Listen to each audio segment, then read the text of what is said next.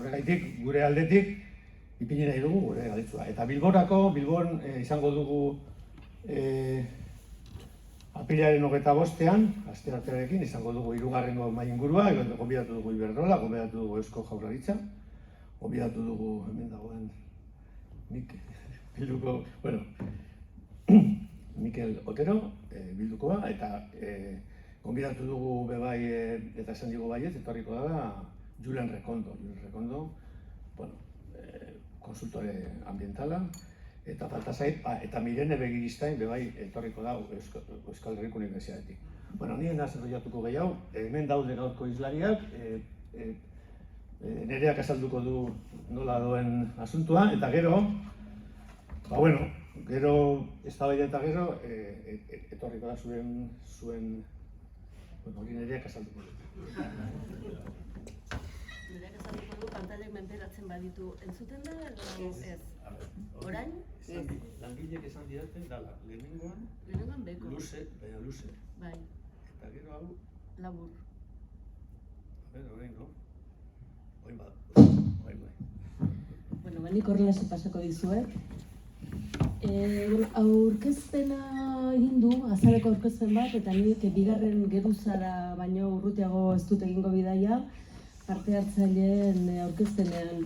Hemen Odei Arzak, esan bezala, Ekiolaren ordezkari gisa da, Ekiola oso krezpanago da kooperatiba egiturako komunitate energetikoak sustatzen nahi dituen ekimen publiko-pribatua. Bere ondoan Álvaro Campos, Euskal Herriko Unibertsitateko irakaslea, ingeniaritza energetiko sailekoa eta Gipuzkoako ingeniaritza eskolan irakasle. Arlo honetan argitalpen ugari dituen aditua. Bere ondoan dago, esan bezala, Gotzones Estorain, Etxalderen izenean dator, baserritarra da, abeltzaina, baina Etxalderen izenean dator, Etxalde nekazaritza iraunkorra elkartearen izenean Leitzarra, nekazaritza eta abeltzaintza eredu jasangarrien aldeko lanean aski ezaguna, baita elikadura buru jabetzan ere, eta energiak eta horrek guztiak asko dute elkarrekin ikustekoa. Ondoan, Alazne Arruti, Goienerreko energia berriztagarrien sorkuntza eta konsumo kooperatiba, 10. urterako bide luzea egina duena. Eta erronda amaitzeko, Aitor Aldasoro, Iturbe, Beasengo alkatizana, Eusko Legebiltzarrean Eusko Alderdi Jeltzaleko legebiltzarkide bolada luze xamar batean, eta orain dela 2021 geroztik, ondo irakurri baldin badut, Arantxa Tapia buru duen ekonomiaren garapen, jasangarritasun eta ingurumen sailean diharduena. Ongi? Hankasartze hondirik ez? Ados. Orduan, mekanikari dagokionez, 3 galdera prestatu dituzte antolatzaileek, 3 galdera landu dituzte saioa egituratzeko. Nik galderak banan-banan erantzungo dituzte, behin bakarrik planteatuko du galdera bakoitza, banan-banan aurkeztuko dituzte eta beraik badakite 4-5 minutuko tartetxoa daukatela ez gehiegi luzatzeko. Azkeneko erronda amaitutakoan, zuen galderen txanda iritsiko da. Idatzizko galderak egiteko aukera izango da eta aurrez aurrekoak ere bai. Orduan ere laburtasuna hobetziko dugu eta laburtasunarekin batera zehaztasuna iritzi emateko garaia ere bada, baina iritzi trukaketarako ekitaldia den neurrian zehaztasuna eta laburtasuna eskertuko da ahalik eta ahots gehien entzuna ahal izateko. Eta lehendabiziko galdera honako duzu eta atarikoa, ez? Une honetan, testuinguru honetan, gerra testuinguru honetan eta ekonomiaren inguruko gatazka handiak nagusi diren testuinguru honetan, energiaren prezioak gora egin du, azaleratu eta azeleratu egin dira lehendik ere bistakoak ziren hainbat arazo, eta guzti honen atzean, besteak beste, erregai fosilen agortzea ere badago. Hori dela eta gizartearen gehiengoak onartu du transizio energetiko bat ezinbestekoa, ezinbestean egin egingo dela, emango dela. Eta hemen dator aurreneko galdera. Zuen ustez, zein osagarri edo ze ezaugarri beharko lituzke transizio energetikoak Euskal Herriari dagokionez? Mugatu ezazue hori, ondoen ezagutzen duzuen eremu osoa izan daiteke, Euskal Herria, Ipar Euskal Herria, bere osotasunan, autonomia erkidegoa, zedarritu dezala bakoitzak bere ikuspegi edo bere lan eremuaren arabera. Zu aurrenekoa, horrela egingo dugu erronda. Ados. Atxalde guztioi. Ez, barkatu. Atxalde guzti horrela. Atxaldeon bai, ez? Gero buelta emango dugu, arratsaldeon bai. Vale. Galdera nahiko orokorrak dira, orduan saiatuko naiz ni zentratzen bestela bakoitzak segurazki errepikatuko dugu erantzuna. Orduan saiatuko naiz zentratzen ekiolaren ikuspuntutik nola ikusten ditugun osagarriek edo uste igual jolaziora dator nola sortzen da ekiola, ez? Dela analisi hori egin da ikusirik batetik Euskal Herriak, Nafarroak ezein beste, baina Euskal Ekonomia Erkidegoak duen behar edo dependentzia energetiko ikaragarria batetik, bestetik errekurtso berriztagarri mugatua daukagun idiosinkresia propogatik, buelta bat eman genion, eta gero erantzun eman da transizio energetiko oso hitz potoloa da, ez? Eta hor, behar asko dauzkagu, tamaina ezberdinetakoak, herritarrenak, industrienak, txikiak, ertainak, kontsumo handienak, ez orduan guk jorratu genuen esparru baten, esanez, nola lor genezaken herritarrek beraien energia elektrikoa sort zezaten, buru jabe izan zitezen, ez? Eta orduan, aztertu genitun, Euskal Ekonomia Erkidegoak, Euskal ezaugarri ezberdinak, eta jorratu genuen Ekiola iniziatiba, Energiaren Euskal Erakundea eta Krean Kooperatibaren artean. Non erantzun ematen dion herritarren beharrei.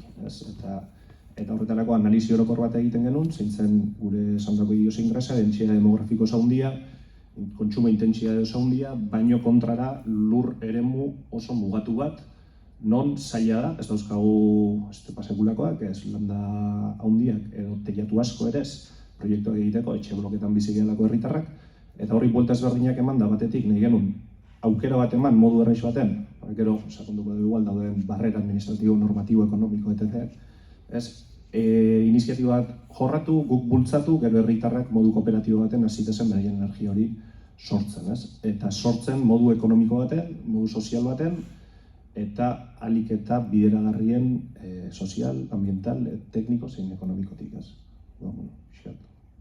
Hori da Ekiola, eta ez da egite erantzun eman dioen galderari, baina pixka gure kontestuan jartzeko nondikan sortzen da iniziatiba, ez? Zure erantzun eman diozu eta minutu bat laburrago gainea mugara iritsi gabe, ondoren gorek eskertuko dizute.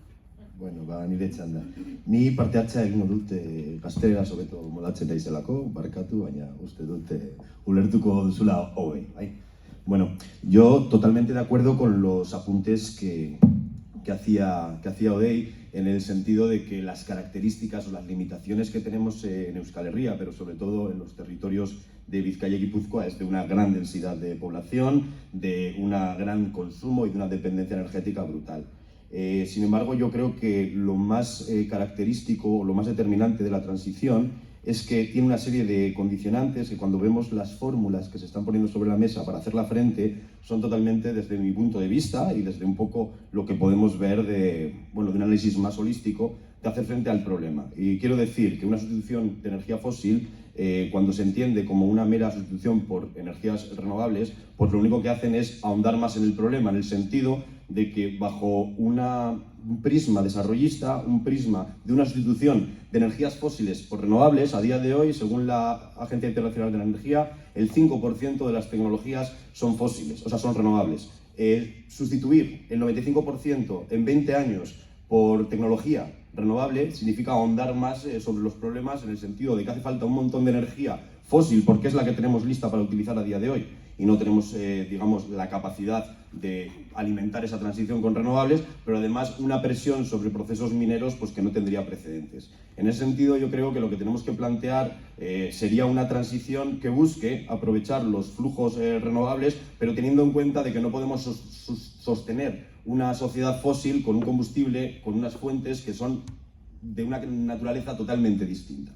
Quiero decir, las energías o los flujos naturales tenemos que aprovechar la energía del sol al ritmo que nos llega y la energía fósil es la acumulación del trabajo hecho por el sol durante cientos de millones de años. Pensar que podemos mantener la misma sociedad pues es, digamos, una ilusión y algo que debemos olvidarnos de ello cuanto antes, porque es algo que, digamos, que se basa en la propia naturaleza y condicionantes físicos. Entonces, si imaginamos una transición energética que quiera aprovechar de forma sostenible, justa, los esos flujos naturales, lo que tenemos que pensar es que la sociedad que va a alimentarse de esos flujos tiene que ser sustancialmente distinto. Y eso tenemos que cambiarlo prácticamente todo, a nivel de instituciones, a nivel de modos de consumo y a nivel también de nuestros propios imaginarios. Yo creo que es muy importante tener en cuenta que cualquier planteamiento sensato de una transición energética se tiene que basar en el decrecimiento. Esto es muy complicado porque no tenemos dónde inspirarnos para decrecer, porque no lo hemos hecho nunca.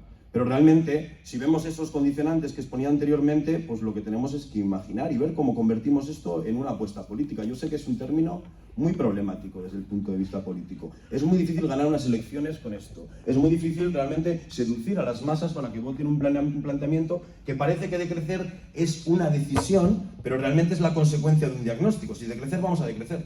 O sea, de eso no nos quepa ninguna duda. Pero claro, en la medida en la que se quiere hacer política vendiendo que se puede hacer frente a la transición energética sin decrecer, pues realmente lo que hay ahí es una falta de honestidad con la gravedad del problema. No sé cómo voy de tiempo, puedo seguir, pero yo creo que está bien, ¿no? ¿Podría seguir? Bueno, pues quería acabar también diciendo que... A ver, ¿qué tenía aquí? Bueno, que hay que tener en cuenta que la sustitución tecnológica nos mete en un problema tremendo con el tema de los desarrollos que harían falta, solo teniendo en cuenta los consumos eléctricos actuales, que tendríamos que descarbonizar todos nuestros sistemas, digamos, pero solo con los consumos eléctricos, que es un 24% del consumo, pues harían falta en Euskal Herria pues 1.580 molinos de 200 metros. Eso es el dato. Si queríamos hacerlo con fotovoltaica, teniendo en cuenta la producción de Álava, que no la tendríamos en el norte, estaríamos hablando de 15% del suelo. Entonces aquí hay una serie de limitantes que realmente, y esto solo con la parte eléctrica. Entonces el decrecimiento muchas veces, cuando hablamos si esta energía es suficiente o no es suficiente, hay que entender que la suficiencia es algo que viene determinado culturalmente. Porque hace 200 años, si preguntas lo que es suficiente, claro, se hace desde un marco tan distinto que yo creo que hay que tener en cuenta que realmente pues eso es algo que tenemos que plantearnos y tenemos que entrarlo. Entonces, cuando ves que la transición se hace como una carrera especulativa, cuando no hay planificación, cuando la gente que se opone a ciertos desarrollos es tachada de antiprogreso, que quiere volver a las cuevas, hay que entender que eso es algo muy injusto, porque ya digo que el decrecimiento material y energético es una consecuencia de un diagnóstico que es el mismo para las personas que son más o menos optimistas. Realmente es algo que viene apoyado en causas que son puramente físicas y termodinámicas. Bai, bueno, ni saiatuko naiz pixka bat etxaldetik gai hau nola ikusten dugun. Batetik, bueno, uste dugu energia berriztagarrietaz bakarrik ezin dela hitz egin. Bat gatoz, Alvarok esaten duenarekin, arazoa askoz ere konplexoagoa da eta bere orokortasunean ikusi beharra dago. Lau arazoren aurrean aurkitzen gara, ez? Alde batetik erregai fosilen agortzea dago, bigarrenik materialak, horiek ordezkatzeko materialak mugatuak dira, osea muga fisiko bat dute. Hirugarrenik dago, aipatu duzuen bezala Euskal Herrin daukagun mendekotasun energetikoa, eta laugarrenik egongo litzateke kontrol publiko eza, ez? Horrek ekartzen du, ekartzen dituen espekulazio eta ekartzen dituen desbarajuste guzti horiek. Guk ikusten duguna da, bai ala bai, heldu beharko zaiola gaur egun daukagun ekonomia ereduari buruz eztabaidatzea. Eta ikusi egin beharko dela, ze jarduera ekonomiko sartu beharko duten desazkunde prozesu batetan, eta ze jarduera ekonomiko indartu egin beharko diren. Zeren denak ez dute sartu beharrik desazkunde prozesu horretan.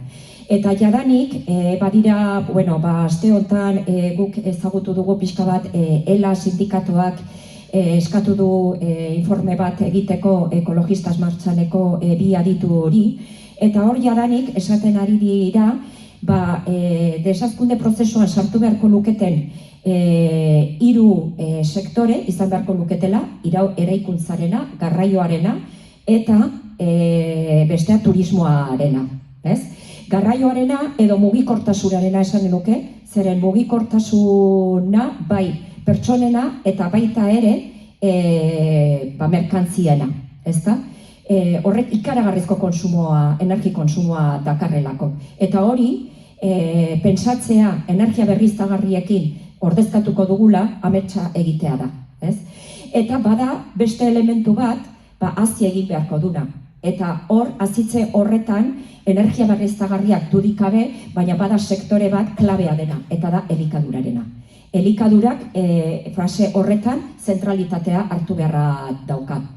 Eta, bueno, igual bigarren galderan esplikatuko dut hori nola egin beharko litzateke.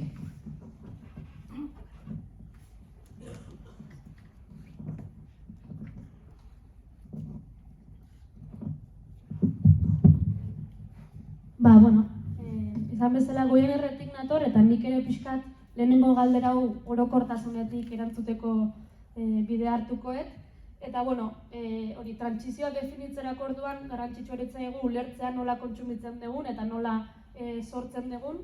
Egia da azken aldian, eztabaida gehienak teknologia edo proiektu zehatzen baitan sortu diala eta ulertzekoa da. Jendeak gertu ikusten ditulako proiektu horiek eta ulertu nahi ditulako, baina ulertu behar duguna da azkenean teknologia eta proiektu hauek ez didala salbazio edo irten bidea, baizik eta tresna bat. Eta nik uste gure gain dagoela, pixkat joko arago hori definitu eta hauek ustiatzea modu planifikatu eta justu batean, berme horiek behintzat gure esku egon beharko lukete, ez? Eta horregatik soluzioa bere izan beharko lukela gaur egungo eredu osoa aldatzea, eta gobiernerren zorrera ere pixkat hortik abiatu zen, ez? Aldaketa horrek soziala eta parte hartzailea izan behar lukelako bere baitan. Eta, bueno, dakigun bezala, gaur egungo eredua azken finean logika kapitalista batetik dator, enpresa gutxi batzuen mesedera egokitua, eta ezinbestekoa da herritarrak honi aurre egitea, ze bestela, enpresa berdinen esku egongo da aldaketa guzti hori. Eta, nola aktibatu jende hori, ez? Ikusten ditugu herritarrak, faktura elektrikoa ordaindu, kontsumitzailea gara, baina agian orain arte ez dira pentsatzen jarri benetan energiaren alorrean ere parte hartu dezaketela eta erabaki, ez? Etorkizuna nolakoa izango litzateke. Eta honekin lotuta, jakina da berriztagarriak ezin dutela gure gaur egungo kontsumoa mantendu eta erabat adoz aipatu den desazkunde horrekin, ez? Zer gertatzen da, batzutan desazkundea bera modu negatibo batean ulertzen dugula, eta nik uste buelta bat eman behar zaiola horri eta ulertu bizitzeko modu berriak topatu behar ditugula. Euskal Herrian industria eta garraioa aipatu dira, ez, batez ere, horien intentsifikazioa gutxitu, orain arteko tendentzia pixkat ari da izaten elektrifikatzea, eraginkortasuna, baina realitatea da gutxitu beharko ditugula azken finean, eta elikadura burujabetzan ere zer egin handia dago, lurren zaintzan, eta erabat adoz guzti horretan. Eta horixe, egiteko. Txaldeon, eta min esker, nigo midatzekatik mai inguruntala, nire ekarpenak zertarako balio duen, nik esandako gauzekin orokorrean ados erabat, nik beste puntu bat jartzen diodan, ze osagarri behar lituzken eta ze zaugarri transizio energetikoak. Transizio energetikoan ikusten dut, mendeak damazkigu transizio energetikoarekin eta lurraren berotzearekin, hau ez da gauza berri bat. Behar bada baina azkartasuna sartu zaigu edo presa sartu zaigu, Europak ezarri ditu edo, kumbreak ezartzen dizkigu 2050erako hainbat helburu jomugan, eta nik usten dut hortara tendentzi hori azkartzeko prozesuan, ez dakit ametsa dan, Alvaro hasi dena esaten, ez da, norbeak bere ohitura gatatu behar dituna, baina honi ez naiz, ez dauket esperantza gehitxo ikusita gizartea norantz di joan, eta behar bada merkego bateatzen zaizu Sevillara joatea, Bilbora joatea baino, gazki batean, orduan, ez dakit nik hor gure seme alaben ohiturak, nik uste dut gure gurasok gu baino kontzientzia gutxi gauz zuten, baina gu baino askoz garbiagoak ziren. Eta gure gurasoak baino kontzientzia gehiago daukagu, baina zikinagoa gara. Eta gure seme alabekin berdin da berdin, ez da, nik uste dut erakundeek jokatzen dutela, edo jokatu behar dutela, paper garrantzitsu bat. Zer osagarri behar dituzke? Nire ustez, nik desero abertzale ikuspegi batetik, herri ikuspegi batetik, lehendabizi diagnostikoan egin beharko genduke bat. Eta diagnostiko zehatzean. Eta nire ustez gure ezaugarriak herri bezala Batetik hemen aipatu da, ze baliabide urri ditugun, dugun eguzkia eta dugun haizea dugu. Eta beste alde batetik elektrointensiboa gara. Gure ongizatea industriatik dator, batez ere industriatik dator. Eta gure energia behar handina industriatik dator. Orduan, nik uste dut oreka hori nola bultzatzen dugun edo nola garatzen dugun irtenbidea hortik etorriko dela. Ze inguru giroa bakarrik jartzen baldin badegu industrian gainetik, nik ez dakit, baina behar bada dugun osasungintza edo dugun hezkuntza edo ditugun zerbitzuak mantentzea kostatu egingo zaigu, dudik gabe. Alderantziz berdin, industria jartzen baldin badegu, inguru giroari bizkarra emanez, ikusi dugu zer pasatzen da. Hemengo batzuk, ikusita, hileen koloreak ikusita, nik uste dut Oria ibaiko kolore anitzak etorriko zaizkigula burura, garai batean, horiak ze kolore ekartzen zituen, ezta? Industriak uzten zuen zikinaren ondorioz. Eta gaur egun arraiak ikusten ditugu, pausoak ematen hasi gera, eta nik uste dana ere ez dala ezkortasunetik behitu behar. Aurrekoan entzutenen, 2005 eta 2008 bitartean gure industriak CO2 isurketak 48an gutxitu ditu. Orduan, batzuk ezinbestean hasi dira bere etxeko lanak egiten. Orduan, osagarri horietan, nik bai ikusten dut mix energetikoan ezinbesteko hartu beharko ditugula kalte gutxina egiten dutenak. Hemen idealik ez da egongo, eta bestien bat arlotan bezala erderaz esaten dena lo menos malo, horri heldu beharko zaiola eta mix hortan kalte gutxina egiten duena. Nork esango zigun guri, energia nuklearra Europak berdetzat jo du, gasa berdetzat jo du, nik uste ikuspegi hortatik datorrela, ez da, alik eta kalte gutxina zerk egiten du, hortara jo. Hori osagarri dagokionez, ezaugarri dagokionez, nik nahi nuke, eta iruditzen zaio hortan lan egin behar dela, transizio energetikoa emateko egiten diren plaka fotovoltaikak Txinatik etorrita erositakoak ez dituzela izan. Eta eolikoak ez dituzela Txinatik erositakoak izan bezala guk sortzeko kapazitatea garatu beharko dukela. Nik uste hori garrantzizkoa dela. Bai pentsatzen dut nik gaur egun, hainbat menditan dauzkagu, edo proiektatuta daude hainbat parke, nik uste etorkizuna itxasotik etorriko zaigula. Ze gure lurra dauzken mugak dauzke, bai haize ikuspegitik ere. Gure lurren 90% babestu daukiko dugu. Batekatik edo bestekatik babestuta. Orduan, nahi iruditzen zait, itxasoa izango dela, offshore esaten zaiona izango dela irten bidea. Eolikoi dagokionez gertatzen da hor, gure lurraren ezaugarriak ez dira adibidez Eskozian dauden berdinak. Gure geologikoki 100 metro bera egiten du eta plataformak edo zerbait sortu beharko da, baldin eta hemengo haizeari indarra edo aprobetxatu nahi baldin bada, ezta. Honik ezaugarriak iruditzen zaizkit, alde hortatik hori bultzatu behar dela, badaude proiektuak, haize hauin, eolikoak ekoizteko enpresa lider izan nahi du Europan, holako proiektu egin ikusten dut hemen bultzatzen hartzaiela.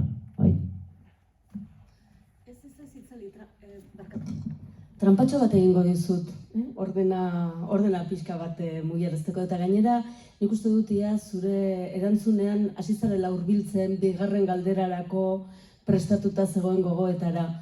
Ze argi ikusi da zuen erantzunetan transizioa ez dela bakarrik transizio energetiko bat eta ez dela ordezkapen soil bat. Eta egin dituzen proposamen horietan gehiago zehaztuz, bigarren galderan planteatzen dena da, eta ikustean lortzen baldin badet oraintxe irakurriko dizugu. Hori guztia dela eta isildu egin da? Barkatu, Orain bai. Hori dela eta hemen mai gainean edo mairi gabeko mai gainonetara ekarri duzun guztia kontuan izan da, transizio hori gauzatzeko, bereziki transizio energetiko hori gauzatzeko osagaiak, ezaugarriak planteatu dituzue, eta zehazkiago, ze neurri proposatzen dituzue, proposatuko zenituzkete, edo iruditzen zaizkizue egokiak. Une honetan zein izan litezke, lehentasunez ezartzen hasteko neurriak? Nik uste transizioa egiteakoan, transizioa edo guk egiten dugu, edo bestela egingo digute. Hau, energiarekin pasatzen dana, edo guk sortzen dugu, edo kanpoko menpe hongo gea. Eta, gu subirotasuna herri bezala nahi baldin badegu ondokoei, hau da, subironatasuna garatzen ustez digun herri horri, 180 erosi behar baldin badegu, tokitan daukegu gure ametsa. Alde hortatik, iruditzen zait, leheno esan deten aritik aurreztu energia, eta hori da behar bada aurretik aipatu dugun aldaketa, gure ohituren aldaketa hortan ze puntuko arte garatu genezaken aurrezte hori ezinbestekoa da. Ze, gero helduko digu, baina hemen etxeetan eta komunidadeetan hainbat proiektu martxan jartzen dira, baina ez dakit aurretik ez zote dauna ohiturak aldatu behar. Segi gastatzen inungo neurri gabe, eta soluzioak etorri teknologiak ekarri ditzala gure soluzioak, ezta? Ez dakit aurretik ez deun ariketa egin behar, lehendabizi aurrezte prozesu hortan, etxeetatik, residentziatatik hasita, ze nik usten dute bere produkzioa hortan oinarritzen donak, industriak ezinbesten dola, eta ariketa hori eguneroko lana duela, aurrezte prozesu hori. Orduan iruditzen zait, batez ere norbanakoak bere ohituretan baduela zer egina. Udaletan da, nik uste udal guztiak haidiela ehundoko esfortzua egiten, ehundoko esfortzua edo tokatzen den esfortzua egiten euren efizientzia horretan, ez da, tokatzen denean argiteriak aldatu edo hainbat berriztagarri erabili euren berdintzaike zaharretxe, kiroldegi edo argiteri publikoan inbertsioak eginez efizientzia horretara. Hori horreneko bigarrena metatu, energiak energia berriztagarriak duen ezaugarritakoa da, sortzen danean gastatzez baldin bada, hori sarera bialtzen dezula. Eta, lehen hemen aipatu den beste industria handi horiei, zua izea, gaina merke erosten dizuet. Eta nik uste, ezaugarri hori ekiditieko metatzea ezinbestekoa dela, ezta. Eta hirugarrena izango litzeke ekoizpena. Alde batetik ikusten dute begia jarri behar dela ohituretan, aurrezten, bigarrena metatzen. Eta metatzeko badaude proiektuak, baskebolta adibidez, zeltak litio solidokin egiteko proiektuak badira. Iruditzen zaio hori bultzatu beharra dagoela. Eta hirugarrena ekoizte lana.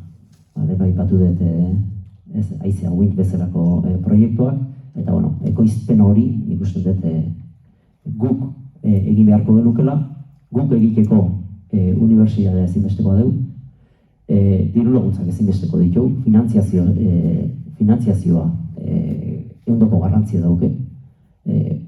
Nire iritzia behintzet, edo soka hori ekintzailetasune, soka hori indartzen dugu, ze metatzen ikusten da, inun garbi ikusten baldin bada, ikerkuntzak ze garrantzi dauken. Ikerkuntzak eta, beste kezka iturri bat, edo nire beste kezka iturri bat, herri honetan 2022 urtean okerez baldimana dago, eta lanbiten datuak dira, baina milaka ingenieri faltako zaizkigu. Jendek beste karrera batzuk egin nahi dituzte. Gaur egun, okerez baldimanago ingenieri izateko ez dezu nota beharrik. Ez dago nota beharrik. Beste batzutan, eskatzen dute, eta hori da, demandarik ez da olako. Eta hori kezka iturri da. Ze guk ez baldin baditu gure ingenieriak sortzen, kanpotik etorri beharko die. Eta kanpotik etortzen dena kanpoa juten da. Normalen. Orduan, nik usten dut horre ere, badaukeula arrisku bat, deslokalizazio arrisku bat. Ez bakarrik enpresena, ze enpresak ere hemen ezagutu dugu, Gipuzkoako enpresa bat Lapurdira joan da energia merkeagoa daukalakoan. Gaur egun, enpresa batzuentzat, elektrointensiboak diren enpresa batzuentzat, ehundoko burua ustea da, milioiak eta milioiak gastatzen ari dira energian. igoera honekin zer esanik ez. Orduan, lur merkeagota beraien biabilidadea ikusten duten toki horietara joateko arriskua dugu. Da nik berriro aurreneko galderan esan dedan, ezta? Niretzat industria eta ingurugiron arteko oreka hortan ezin dugu ez bat eta ez bestea. Oreka hori mantendu behar dugu, baina ezin dugu industria galdu.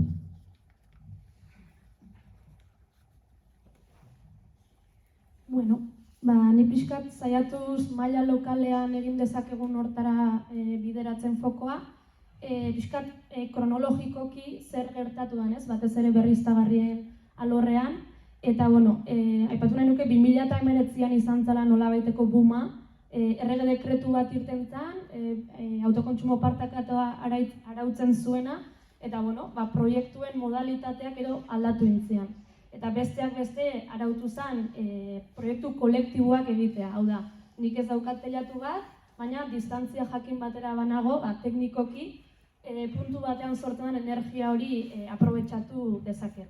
Eta honek nolabait proiektuen eraginkortasuna areagotu zuen, eta noski diru laguntzak ere bideratzen hasi zian, eta horra hasi zen pixkat, batez ere esango nuke fotovoltaikan alorrean sustapen hori edo auspotze hori.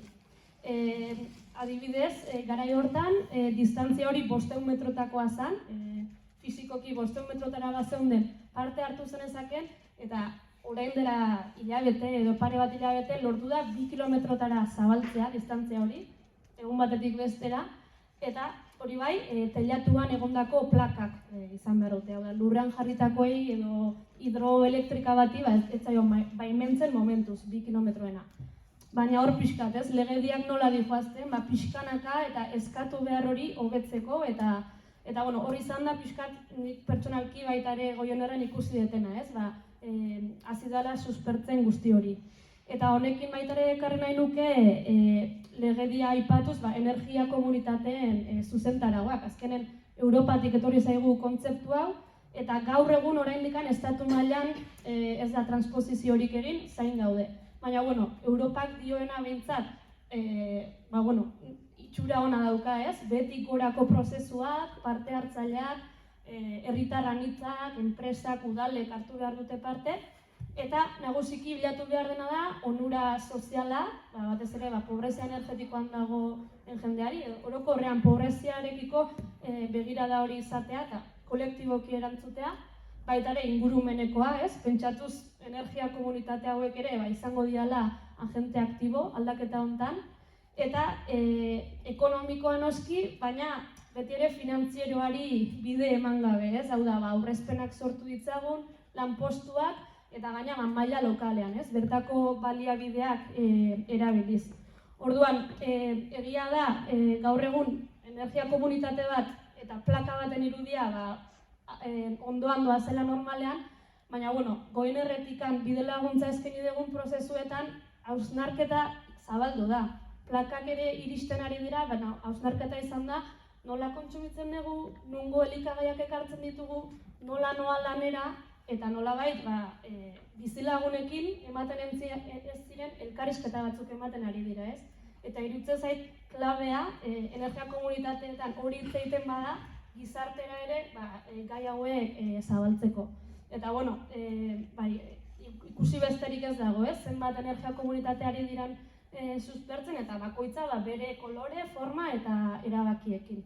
Beraz hor, aipatu nahi nuena. Eta gero, energia ekoizpenari dagokionez, ulertu behar dugu gaur egungo eredua zein dan. Oso zentralizatua, gu handik urrun dauden lekuetan, instalazioa handiak, eta guganaino garraiatu behar da energia guzti hori, horrek suposatzen duen eraginkortasun ezarekin, eta bidean galtzen den energia guztiarekin, ez?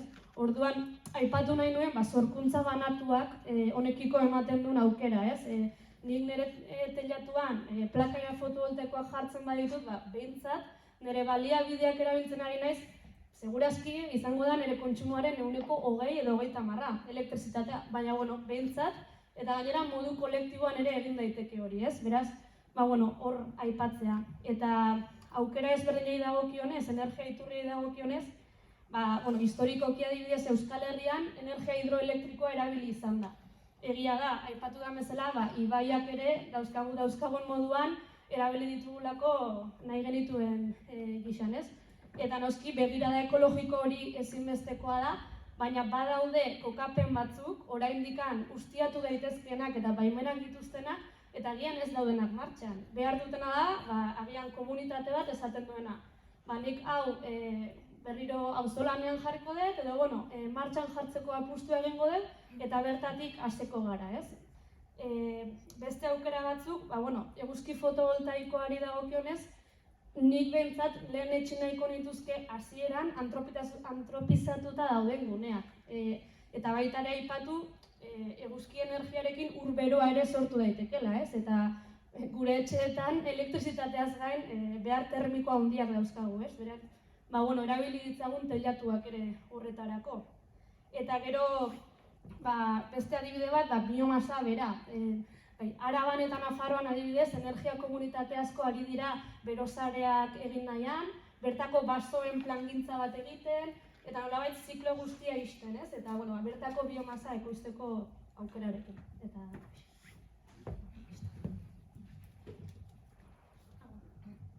Nafarroara hitza. Nafarroa leitza. Nafarroan esan behar da energia berriztagarrietan jadari 2030erako Europak markatzen dituen helburu horiek lortuta dauzkagula, badagoelako han bai fotovoltaikoekin eta eolikoekin nahiko azpiegitura, baino energia konsumoan ez gara gutxitzen ari. Hori da daukagun arazo larri bat. Baina, hau zen anekdota bat besterik. Guk bat ator zuri zen arola, alaznekin, eta guk planteatzen duguna da landa eremua eskaini dezakela aukera on bat batez ere ditugu nekazal ustiapenetan eta horrela, tokiko komunitate energetiko horiek sortzerakoan izan daitezke elementu egoki batzuk plaka fotovoltaikoak esate baterako ezartzeko eta landa eremuko komunitate horiei hornidura hori eman alizateko eta bide batez baita ere ikusten dugu bide bat dela gure ustiategietan autonomia irabazteko. Elikadura buru jabetza hitz egiten ari garenean asko azpimarratzen dugu eredu iraunkor bati lotua egon behar duela eta eredu iraunkor bati lotua egoteak esan nahi du autonomia handitzea, esplotazioa edo lurran inguruan duzun lurrarekin, ezta.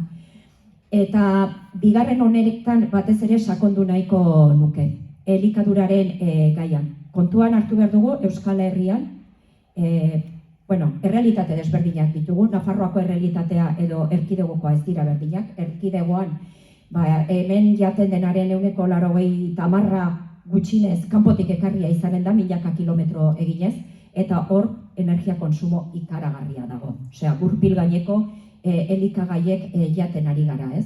Bai, ekoizpenetik hasita konsumitze arteraino.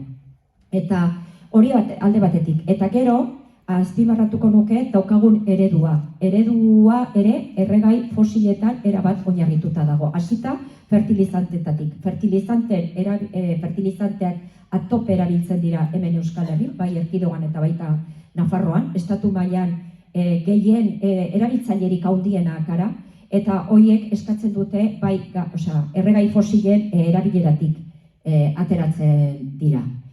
Eta dauzkagun manejoek eta eragiten dute traktoreak atope erabili behar izatea eta hor ere gure konsumoak handitu egiten dira. Eta gaur egun Europako Pakto Berdearen barrenean badago estrategia bat, asko kaitu izanen duzuena, eta da baserritik maira estrategia, planteatzen ari da 2030 urterako ongarri kimikoan erabilera 120 jaistea eta pestizidena 150. Eta horrek esan nahi du azkenean manejo aldaketa batek etorri behar duela. Hau da, ongarri kimiko gutxigo erabiltzen baldin badugu, hor ja energi kontsumoa gutxitzen ari gara. Pestizida erabilera erdira jaitsi behar baldin badugu, horrek esan nahi du tratamentuak erdira jetxi behar dutela, eta ondorioz traktoreak asko ze gutxigo mugitu beharko ditugula, hortaz energia gutxitzen ari gara. Eta esan nahi du baita ere, beste manejo batzuk txertatzen jo beharko dugula agroekologiaren bidean. Zergatik, lurrak eman egin behar duelako, eta lurrak oso pobretuak dauzku. Orduan, hori nahi baldin badugu aberastu, beharko ditugu sartu, bestelako uztak egin beharko ditugu, diversifikatu beharko ditugu uztak, sartu beharko ditugu leguminosak. Leguminosak ekartzen ari gara Brasildik, bai animalien elikadurarako, baina gizakien elikadurarako ere leguminosak ekartzen ari gara Estatu Batuetatik, eta ez du inolako zentzurik. Euskal Herriak bere osotasunean herri bezala hartu ezkero, gaitasuna du Euskal Herri osoa elikatzeko. Arazoa zein da, gaizki planifikatua dagoela. Nafarroa joan besterik ez daukagu. Nafarroan lurren 75% erabiltzen da zereala ekoizteko, horietatik 75% animaliak gizentzeko, eta horietatik kopuru ikaragarri bat Txinara esportatu egiten dugu. Beraz, hor ikusten da ze energia konsumoa eragiten ari garen eta ze errekurtso xahuketa egiten ari garen gure lurraldean bertan. Zergatik ez dugu hori dena planifikatzen eta herri ikuspegi batetik, zergatik ez gara hasten elikagaiak ekoizten. Badakigu, agian Gipuzkoan, Bizkaian, daukagun lur mugagatik, dena industrializatu dugulako eta artifizializatu dugulako, apenas ez daukagu tokirik, baina badaukagu zer eginik ere hemen. Herri ikuspegi batetik goazen harremanak lantzen administrazio desberdinen artean eta goazen astea planifikatzen antolatzen lehen sektorea gure herriko beharrak asetzeko, baina ikuspegi iraunkor batetik. Ez orain arte egin duguna eginez. Eta diru guztia gainera, oraingo estatusa mantentzera bideratuz. Zeren hor, ikaragarrizko xahuketak egiten ari gara. Orduan, guk uste dugu, elikaduraren gaiak zentralidade hartu behar duela, tokiko elikadura sistema Euskal Herriko herri begirada horretatik antolatu egin behar duela, posible ikuste dugu, planifikatu egin behar da, eta eredua aldatzen hasi behar da. Ja, Europatik hori egiteko esaten ari zaigu, eta hemen, oraindik ez daukagu plan estrategiko bakar bat ere, norabide horretan. Orduan, hemengo administrazioak uste dut hasi daitezkela horretan, eta baita ere, tokiko herrietako administrazioak eta pixka bat horreri bulkada emanez.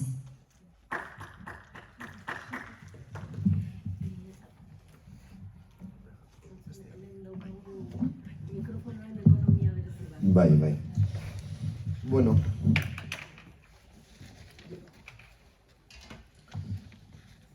yo esta segunda pregunta, quería empezar un poco conectando con una de las cosas que he querido introducir al principio, que es que parece que esa transición energética, que tiene que basarse en algo genuinamente tan distinto que las fósiles, tiene que dar lugar a una sociedad tremendamente distinta, y lo que estamos haciendo es simplemente vender la ilusión de que todo puede seguir igual, haciendo un cambio tecnológico que además va a traer riqueza y un montón de empleo, y yo creo que ahí es donde está la trampa principal. Entonces yo creo que gran parte de lo que tenemos que hacer es no una transformación, y voy a hablar de una transformación de los sistemas eléctricos que pasa por lo que ha comentado antes Alasne, que es el cómo hacer frente a esa centralización, que la centralización pues no es tampoco algo casual, sino que responde a las características de lo que teníamos antes. Entonces, un sistema renovable que tiene muchísimas carencias, pero que tiene también un poco la facultad de ser modular, de poder emplearlo en unas escalas que las centrales térmicas tradicionales no nos dejaban. Entonces, yo creo que ahí hay un tema muy importante en el que hacer fuerza. ¿Cómo podemos dar forma a ese sistema distribuido? ¿Qué ocurre? Que cuando se ha dado ese desacople entre el metabolismo de nuestro planeta y el metabolismo de nuestra sociedad, donde realmente vivimos a deuda desde el año 70, el parar esa máquina, el revertirla, es realmente muy complicado porque, como decía al principio, no lo hemos hecho nunca. Hemos convertido, simplemente por inercia, algo que era una necesidad, como es la energía en cualquiera de sus formas, en una commodity, en una mercancía que ha permitido generar un crecimiento que históricamente no tiene ningún precedente. ¿Pero a qué costa? Al romper esos equilibrios, hacer que el planeta que tenemos de aquí en vista a unas cuantas décadas pues pueda no ser vivible, ¿no? Entonces, ¿cómo volvemos a conectar? ¿Cómo pueden ser las transformaciones? Yo creo que tenemos que pensar un poco en cómo eran los sistemas energéticos cuando surgen, que surgieron a la respuesta de una necesidad. Había una necesidad y allí donde había una necesidad se generaba la infraestructura. Eso tiene toda la lógica del mundo y podríamos pensar que esto ha seguido siendo así, pero realmente lo que ha ocurrido es que se ha convertido en algo que permite generar desarrollo económico y entonces la búsqueda era de generar necesidades que pudiesen dar salida a esa producción que durante mucho tiempo hemos pensado que era ilimitada. Entonces, ese cambio yo lo veo con una forma de empezar a darle la vuelta a cómo pensamos en el sistema energético. Creo que no podemos hacer una transición que vaya desde la oferta, simplemente en poder instalar todo lo que queramos, sabiendo que existe una red eléctrica que va a llevar la energía allí donde haya un potencial consumidor, consumidora, sino que yo creo que el hacer un inventario de cuáles son las necesidades que podemos o que queremos hacer frente y sobre todo desde lo local, porque creo que aquí hay un tema pedagógico muy importante. Yo vengo de Bilbao, claro. Cuando la gente se plantea sobre la necesidad y los impactos de hacer una transición energética, es muy difícil de ver los sacrificios cuando la tecnología o los ingenios que hace falta poner en marcha no son apreciados por la ciudadanía. A mí me parecería muy interesante el dar el mensaje que la transición que queremos hacer nos llevar a plantearnos que igual en el Pagasarri hay que poner unos cuantos molinos, en el Ganekogorta unos cuantos, porque así vamos a ser capaces de darnos cuenta que la energía tiene un impacto, pero no de ahora, O sea, la energía, lo que pasa es que ha venido de unas latitudes donde realmente, desde donde estamos, desde el norte global, no se veía. Ahora mismo esa brecha, que podemos llamarla extractivista, y yo creo que hay gente que llama a esta nueva ofensiva, digamos, de desarrollo masivo de renovables, colonialismo energético, lo hace con toda la razón del mundo, es que las geografías están cambiando. Ahora la brecha ya no es del norte y el sur, ahora la brecha es entre el norte de Europa y las periferias, y en las propias periferias entre el mundo urbano y el mundo rural. Creo que a día de hoy hay que hacer muchísima pedagogía y tenemos que empezar a ver cómo le damos la vuelta a eso. Entonces, determinar las necesidades, determinar las capacidades de los territorios, de las zonas degradadas, animarnos a tener que responder si eso es suficiente o no, plantearnos qué es ser suficiente, plantearnos realmente qué implicaciones tiene llevar un poquito más allá de lo suficiente, qué impactos adicionales tenemos que asumir como ciudadanía si realmente no queremos poner ningún límite a nuestro deseo de consumir. Hay que desarrollar infraestructura, pero claro, desde ese diagnóstico, porque a día de hoy se está empezando a hacer la infraestructura, decimos que hay que decrecer, pero no hay ningún plan creíble donde podamos ver que realmente eso se está planteando de una forma seria. Y luego, pues cuando veamos que los territorios sean no autosuficientes o puedan tener carencias, habrá que ver cómo interconectarlos. O sea, hay un concepto muy interesante que es el del autoconsumo colectivo, donde realmente se pueden hacer intercambios energéticos en clave de solidaridad. Pero el planteamiento adicional de recrecimiento de la red eléctrica, que lo único que busca es que la red llegue a aquellos sitios más eficientes para extraer la energía y llevarla en aquellos sitios donde se puede consumir, es muy perverso. Y es muy perverso ahora, pero en un escenario donde pueda haber ciertas limitaciones de la producción y sabiendo que las reglas que determinan esto son las reglas del mercado, es decir, consume quien puede pagarlo, tú puedes tener un molino a 200 metros de tu casa y en el momento en el que se conecta, como se está haciendo la red de alta tensión, no se puede hablar de soberanía de ninguna manera, porque ¿quién decide? ¿Quién gestiona? ¿Quién realmente determina lo que pasa con esa energía? Eso está fuera de todo control ciudadano porque está dentro de una infraestructura que es propiedad de una empresa privada del IBEX 35 que es Red Eléctrica de España. Y que encima todos sus desarrollos pues vienen, digamos, validados pues, por una agenda cuanto menos un poco turbia que viene desde los despachos de la Comisión de la Energía, ¿no? De la Dirección General de la Energía. Entonces, claro, es muy complicado. El cambio es muy gordo. Esto que planteo, claro, no hay experiencias, pero ya digo que no es una preferencia política. Habrá alguien que diga, joder, es que quieren... No, se trata de que, dado el marrón que tenemos entre manos, ¿cómo somos capaces de aventurarnos a llamar las cosas por su nombre y hacer un planteamiento que coja el problema en toda su dimensión?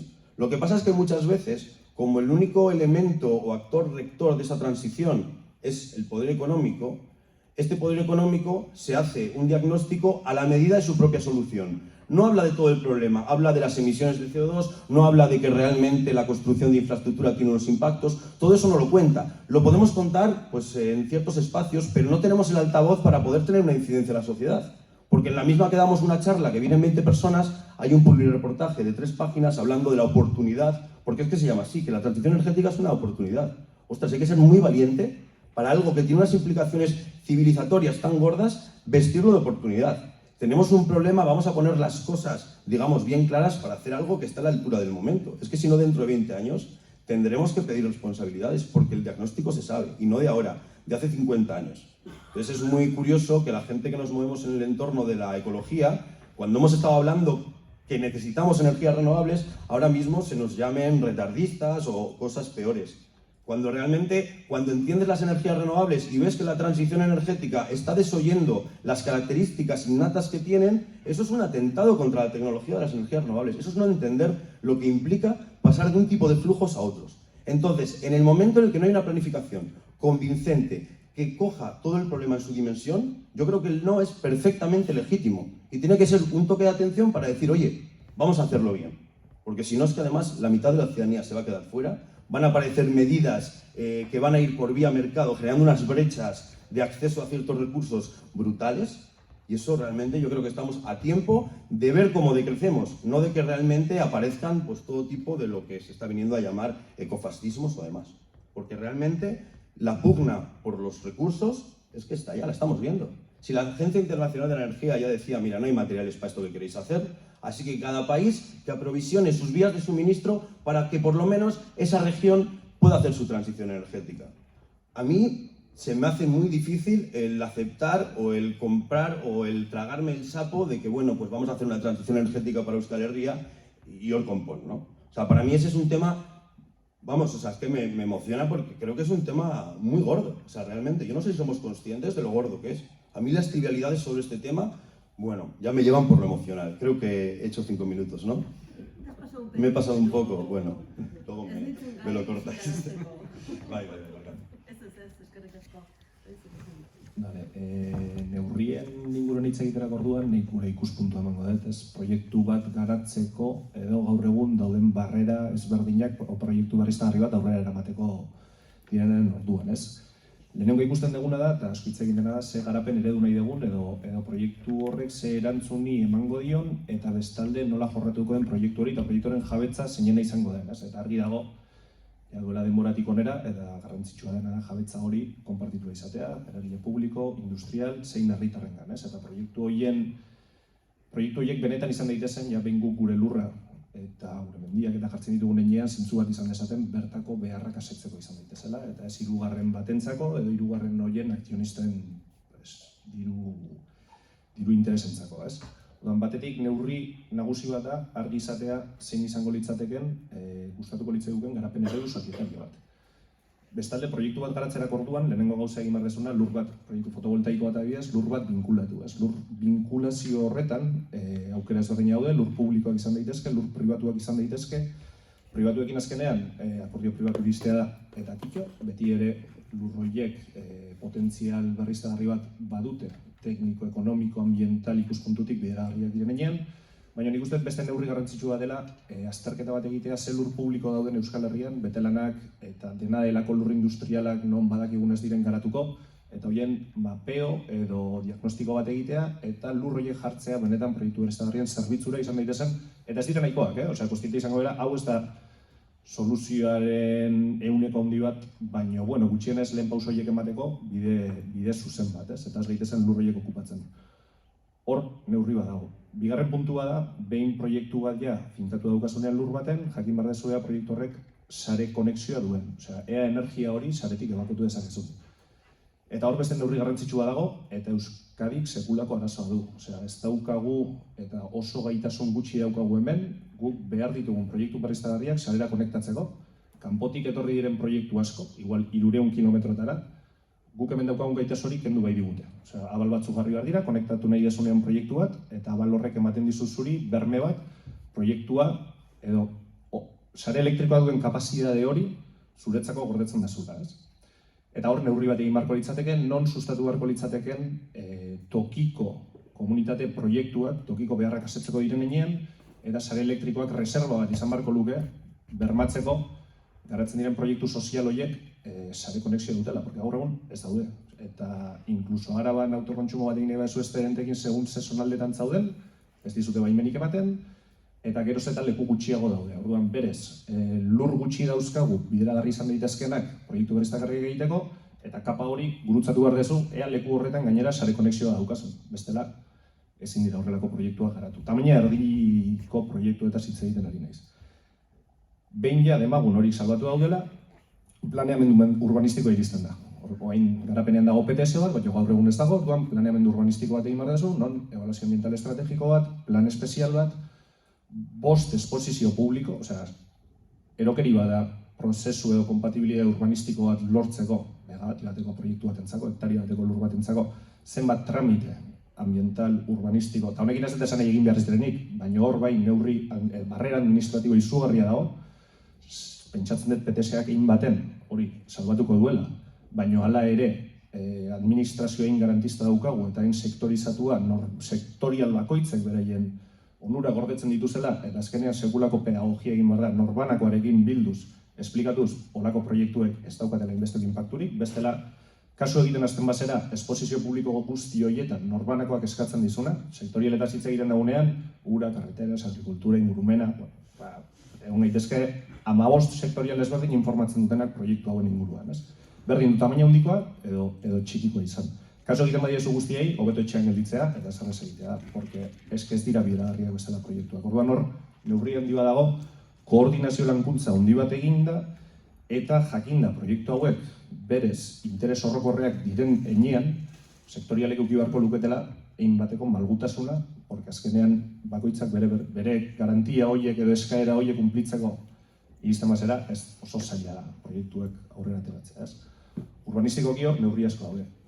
Eta gero, azkenik fiskalidade kontuarekin, eta hemen, sortez, kontzertu ekonomikoa daukagu, bueno, gero aspektu gehiago daude, baina ez luzatzea harrean, ez? Hau garrantzitsua iruditzen zait, aipatzea gutxenez. Ateratzen diren real dekretu guztiak, ateratzen diren diru laguntza guztiak, Euskal Herriari diskriminatzen diote gure errekurtso eta realidadea ezberdina den heinean. Ideaek Europako Next Generationeko diru laguntzen oinarri batzuk ateratzen ditu, eta egiten duten ikuspuntua da, penintxula guztiaren ikuspuntua. Eta ez litzateke horrela izan behar, askotan diskriminazio negatiboa bai dauzkagu, gure kasuistika eta gure klimatologia berezi honengatik, ez? Hor bai, beharko genukela garatu gure autonomia normatibo handiago batetik, eta gero bestetik, fiskalidade arloan, lehen aipatu nahi nuena zen, kontzertu ekonomikoak baimentzen digula kenkariekin jokatzea. Gaur egun, badaude kenkari batzuk, non zuk inbertsio bat egiten badezu, en el listado vasco de tecnologías limpias, egitezun inbertsioak 90% deduzitu dezakezu. Horrek, adibidez, fotovoltaikan ez du konpentsatzen, baina, errekurtso gutxio daukagun heinean, zuk egiten dezun inbertsioaren dedukzioa dauzkazu, ez bai duzu ordaintzen impostuak, enpresek IRPF, impostu aktiben impostuetan, eta duela gutxia jaso da ere bai, herritarrek 1,5% deduzitu dezaketela inbertsio bat egite dute energia berriztagarrietan. Hor badira neurri batzuk, baina oraindik ere handitu daitezke. Eskerrik asko, nik uste dut oso argi utzi duzuela zenbat ñabardura, zenbat geruza eta zenbat ikuspegi biltzen dituen gai honek, naiz eta orain elkarrizketa soziala edo konversazioa edo deitzen dugun hori nagusiki fijatzen den, aipatu dituzuen gai horietan guztietan hautaketa txikitxo batean. Eta bereziki eztabaida nagusiak sortzen ari dira gurean azpiegituren inguruan, kokapena, lurraren erabileran, ikuste dute, eta zalantzarik bazuen norbaiten, ikuste duzuek oso argi utzi duzuela askoz ere zabalagoa dela auzia eta askoz ere osagai gehiago dituela, baino azkeneko galderarako egin duten proposamena zuzen ere hori da.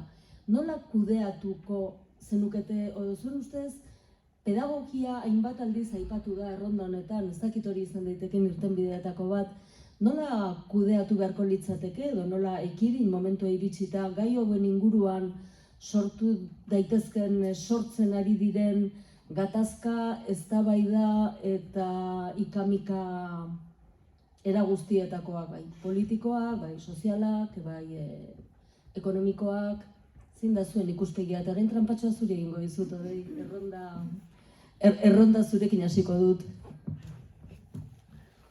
Justo nengoen irakurtzen titula, energia berriztagarriak Euskal Herrian, gatazka edo atera bidea, nik inpresia daukatu indikan hasi besterik ez gerala egin, energia berriztagarrien implementazioarekin, eta ja sekulako gatazka montatu da dago. Osea, herri honena ikaragarria aspektu horietan. Eta honekin ez dezanik gatazka ona ez denik, beti ere konstruktiboa bada. Osea, dialogo hauek, ikuspuntu ezberdinak, beti onak dira, baino sekulako lana daukagu egiteko, eta sekulako montatu da. Eta askotan montatzen direnen horrelakoak, azkenean ez dakigu aurrera goazen, atzera goazen, edo nun gauden ere, ez? Eta niretzako garrantzitsuena, hau dana aurrera emateko, divulgazioa da. Jendeak jakin behar du, eta kriterioarekin gainera jakin behar du zein egoeretan gauden, zein da gaur egun daukagun diagnostikoa, eta ez geren gainatu behar gure buruare, ez? Neurri ezberdin pilo bat hartu behar dira, ez dago soluzio bakarra, ez dago soluzio onik ere ez, kostiente izan behar dira, bakoitza dauzkagun inkoherentziekin bizitzen jakin behar dugula, eta edozein garapen jasangarrik ere, beraien inpaktuak dauzkatenak, eta zentzutasunez eta ausardiaz ere jokatu behar dugu, ikusirik oso berandu goazela energia berriztagarrien edo gure buru jabetzaren bide horretan asko daukagula egiteko, segurazki helmuga geroz eta urrutiago eukiko degula, eta sekula ez gara iritsiko, pero gutxienez ez da hile esan, ibiltzen hasi ez geralako, eta ez gara hasi ibiltzen hori dikar. Eta azkenean niretzako hori garrantzitsuena, batetik, entidade organismo publikoetatik, herramienta ezberdinak ematea herritarrei eta laguntzea herritarrek beraien lehen pausuak eman nahi baituzte, batetik informazioa izan dezaten, eta bestetik konozimendu hori, porque energien mundua oso komplexua da, oso normatibizatua dago, aspektu ezberdinak ondo ezagutu behar dira, eta ez dira soilik teknikoak, finanzieroak, sozialak, ambientalak, energia transversala da, eta energian aurrera pausa emateko, konozimendu guzti horiek behar dira, hor instituzio publikoek lan asko dute divulgazio lan hori eta ezagutza lan hori egiteko, eta laguntzeko eta konpainatzeko ere bai, eta inpultso hori emateko, azkenean denon artean lor detzagun herri honen burujabetzan lehen pauso horiek ematen hasteko. Bueno, yo voy a empezar también con el título de la charla. Me parece muy sugerente. Nos pregunta, ¿no?, si las energías renovables son o conflicto o solución. Según, tal como está planteado, es un conflicto. Es un conflicto porque, ya digo, faltan muchísimos elementos. ¿Qué es lo que ocurre? Que algo tan central, ya no solo a nivel económico, sino a nivel de todo lo que vertebra nuestras vidas, está estructurado con las mismas prácticas que tuvo la burbuja del ladrillo. A día de hoy, un parque consigue un permiso de conexión a red eléctrica y suben sus acciones, y mañana vende.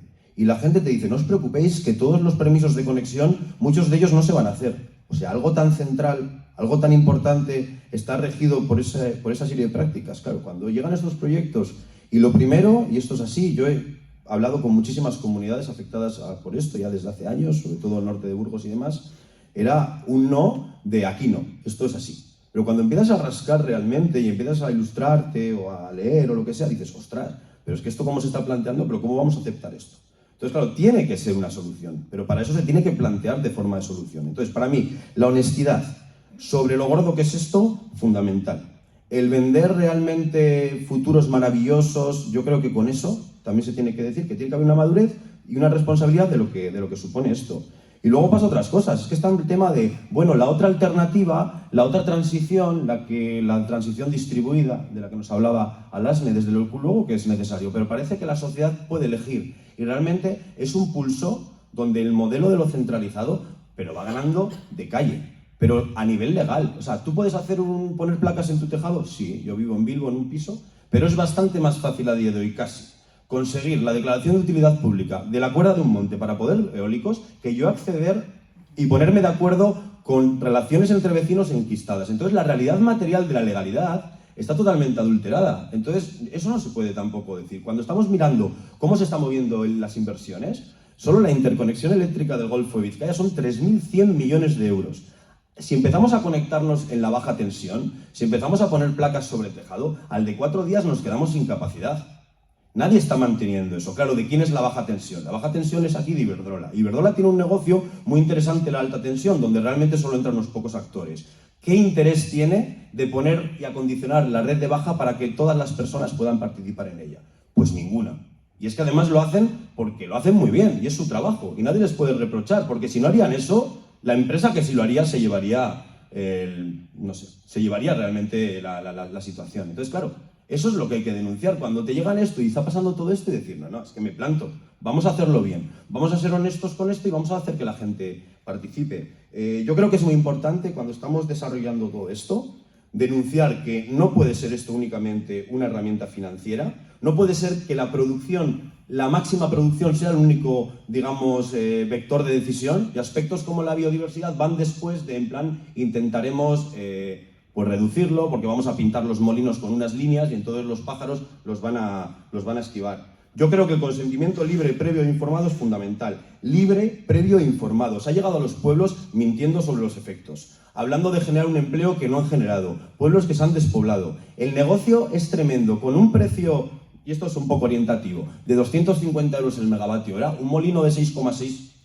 megavatios genera 2,5 millones de euros al año. A los pueblos del norte de Burgos estaban dando 5.000 euros por molino. Son 400 veces más. Cuando la persona que hace esa inversión no está ahí, ni siquiera habrá pisado el pueblo. Y a la gente del pueblo le vas a decir que son insolidarios.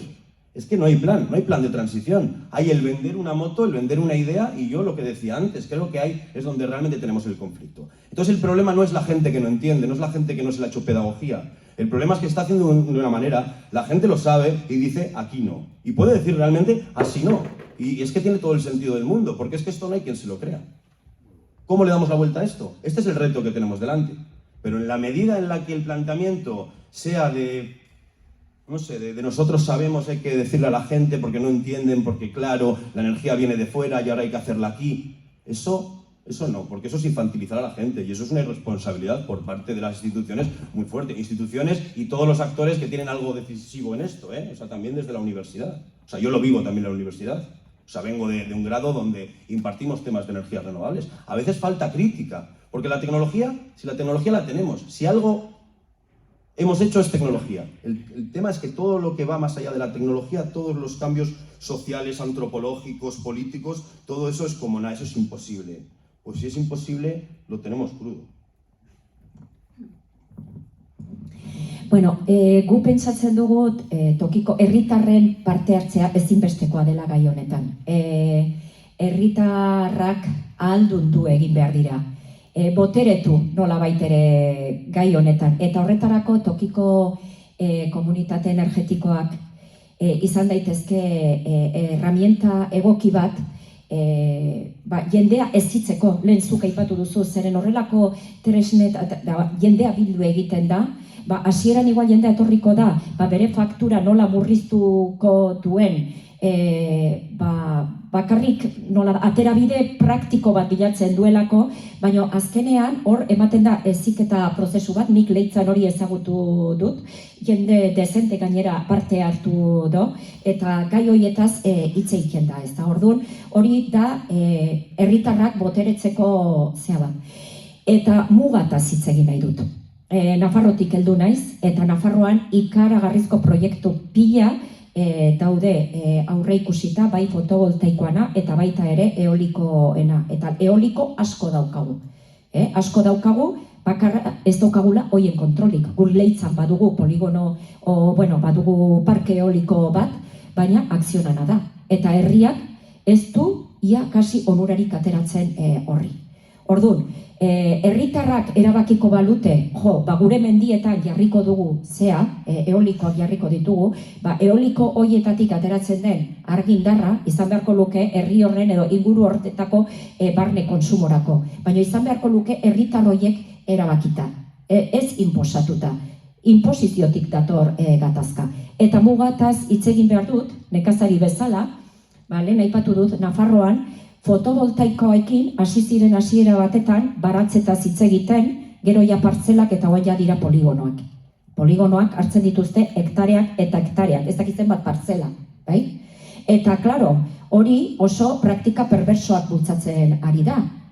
Kriston prezioa pagatzen dizkiete eta jendea lurra, eta lur horiek elikagai ekoizpenerako ezinbestekoak dira. Orduan, marra gorria gure ustez, etxalderen iritziz, da, elikagai ekoizpenerako den metro bakar bat ezin da erabili honetarako. Zergatik, lehen aipatu du zen mendekotasun daukagun elikagaietan, eta herri bezala ja hasi behar dugu proiektatzen hemendik 30 urtetara autosufizienteak izan behar dugula 100%. Ordu, ezin dugu metro bat gehiago galdu. Azpigitura handiekin, artifizializazio, industrialdekin, karreterekin, denekin, baztar guztian lur onenak galdu ditugu. Gipuzkoa eta Bizkaia batetan, bueno, denak ez, baina asko bai. Eta Nafarroan ere asko galdu dugu, azken 30 urtetan. Gehiago ezin dugu galdu, eta hor, bai argi dugu, marra gorria hor dagoela. Elikagai ekoizpenerako lur pribatu zein komunalak babestu egin behar direla. Eta bestela, esan dut, guretzat gai hau, herritarrekin hitz egin behar da, eta tokiko instituzioek hor protagonismo berezi bat izan behar dutela iruditzen zaigu. Aktore nagusi bat, hau dena eztabaida horiek dinamizatzeko eta bultzatzeko.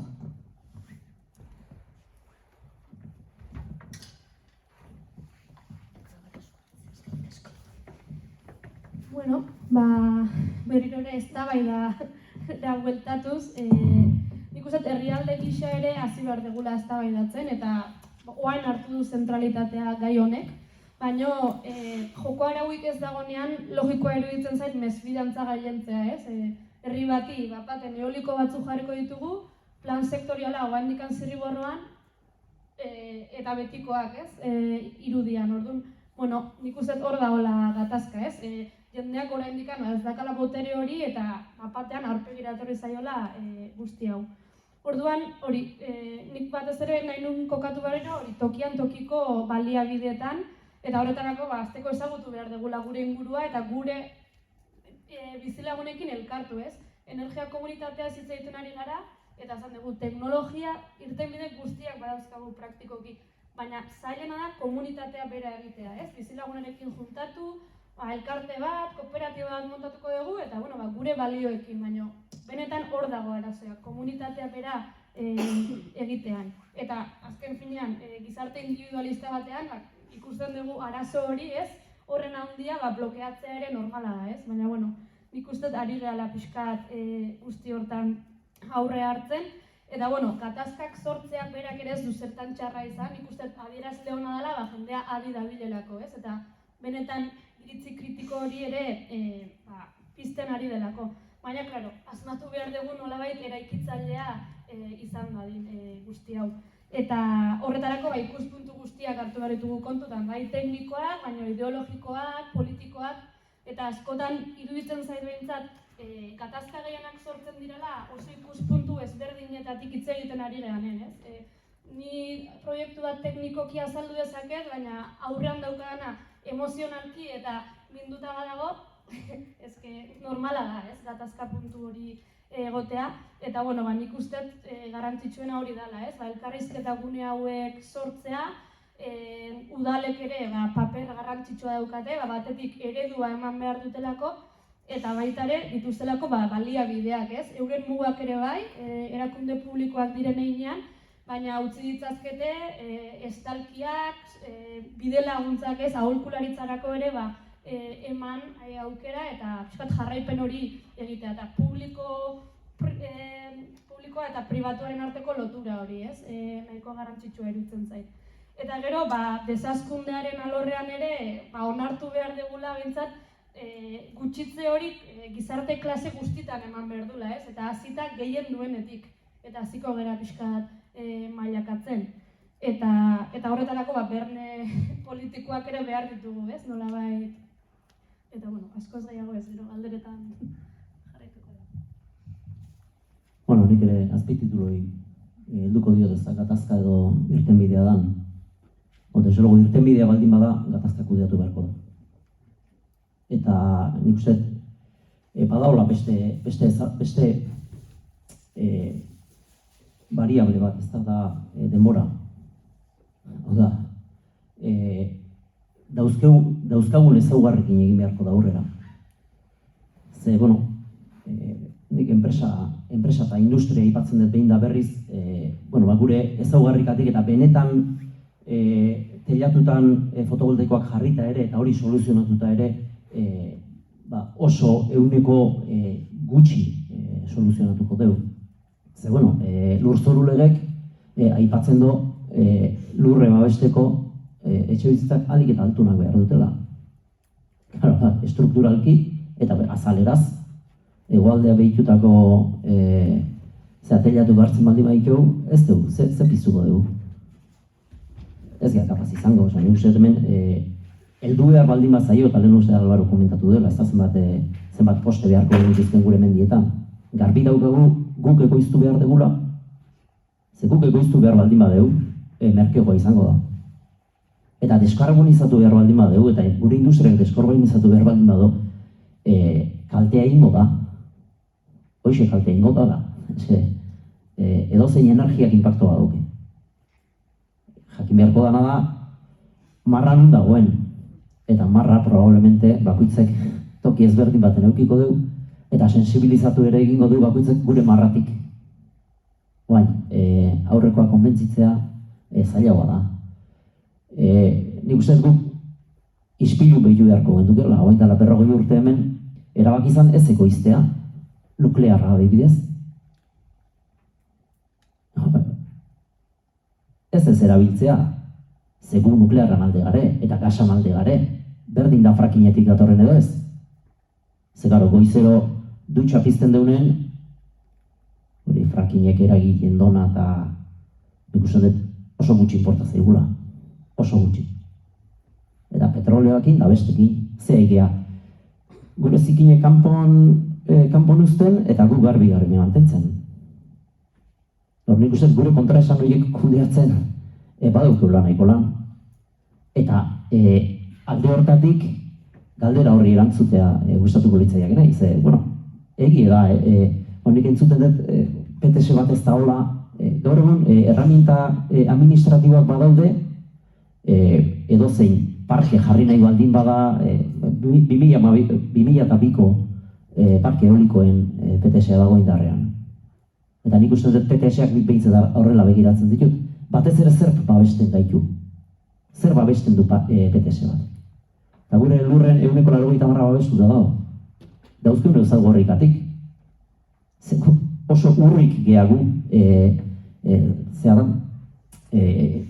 haizea edo euskiri etekine ateatzeko gunetan ez daukegu.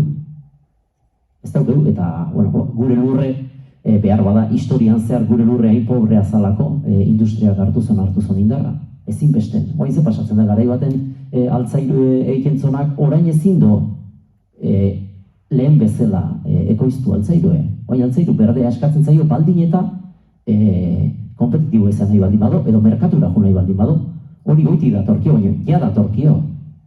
Orduan hemen PPA deitzen zaionak industria bakoitzegia asirie kanponeiken, hemengo industria importantek, eta hemen egingo die. Eta hemen planteatzen den parke eoliko asko dira, hemengo industriak behar duelako bere energia hori. Konpetitzeko kanpoan, ze bestela egongo da, kanpokoen gandik zintzilik, eta kanpoko ezarriko dio prezio guztie. Horren, nik uste dut 2050-era net zero hortara iritsi behar dela, baina gure ongizatea ekartzen digun gure industria mantenduz. Eta aldala hemen ekoiztuz.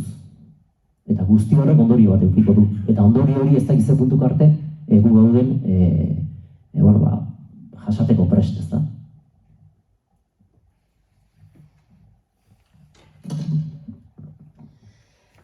Eskerrik asko aurreneko esku hartze errondanengatik, nik uste dut galderak ere joan zaretela biltzen, oso okorreztan nago. Plana hori zen behintzat, zuen galderak hemen idatziz pasaitu zuen galderak eskura izatea, edo aurrena norbaitek aurrez aurreko hitzartze bat nahi baldin badu, edo galderaren bat planteatu, edo iradokizunen bat. Mikrofonen kudeaketak ere baditu bere zerak.